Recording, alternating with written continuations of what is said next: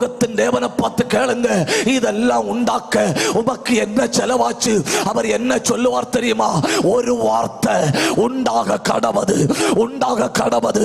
இந்த நாள் மாலையில இந்த மைதானத்துல இந்த வசனத்தை கேட்டுக்கொண்டிருக்கிற உங்களை பார்த்து ஆண்டவர் சொல்றாரு, உண்டாக கடவது. உனக்கு கிட்னி உண்டாவது, உண்டாக கடவது. உனக்கு புதிய லிவர் உண்டாகுது, உண்டாக கடவது.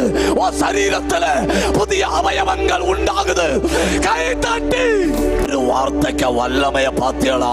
இல்லாதவைகளை இருக்கிறவைகளை போல அழைக்க அதிகாரம் உள்ள ஒரு தெய்வத்தினுடைய வார்த்தை இந்த ராத்திரி உங்க குடும்பத்தில் எது இல்ல அது உண்டாகிறது.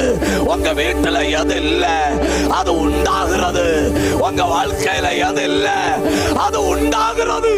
இயேசுவின் நாமத்தில் படைக்கிற வார்த்தை படைக்குது, படைக்குது, படைக்குது.